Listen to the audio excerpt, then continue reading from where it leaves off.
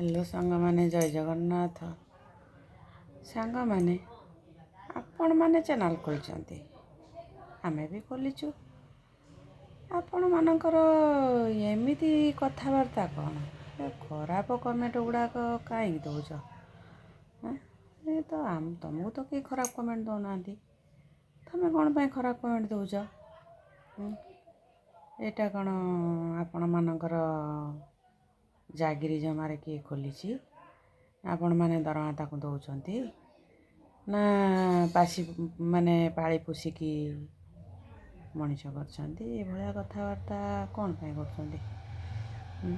ଏମିତି ହେଲେ ଚ୍ୟାନେଲ୍ ଆମେ ବନ୍ଦ କରିଦେବୁନି, ତୁମ ଚ୍ୟାନେଲ୍ ଆପେ ଆପେ ବନ୍ଦ ହେଇଯିବ, ବୁଝିଲା? ଖରାପ କମେଣ୍ଟ ଦେବା, ମା' ଭଉଣୀକି ସମ୍ମାନ ନ ଦେବା, ତୁମର କ'ଣ ମା' ଭଉଣୀ ନାହାନ୍ତି? ଏସବୁ କି କଥାବାର୍ତ୍ତା? ଯଦି ଆପଣମାନେ ଭଲ ଚାହୁଁଛନ୍ତି ତାହେଲେ ସୁଧୁରି ଯାଆନ୍ତୁ। ଏମିତି ଖରାପ କମେଣ୍ଟ କରିକି ମାନେ ଛାଡ଼ନ୍ତୁନି। କ'ଣ ପାଇଁ? ଭଗବାନଙ୍କ ଈଶ୍ୱର ପଠେଇଛନ୍ତି, ସମସ୍ତେ ଜାଣିଛନ୍ତି କ'ଣ କେଉଁ କଥା କେଉଁଠି କ'ଣ ସମସ୍ତେ ଜାଣିଛନ୍ତି। ତାଙ୍କ ପାଇଁ ସେ ପାଇଁ ବି ସମସ୍ତଙ୍କୁ ଯାହାକୁ ଯିଏ ଜୋଟ କରିଛନ୍ତି, ତୁମମାନଙ୍କୁ ନୁହେଁ, ବୁଝିଲ?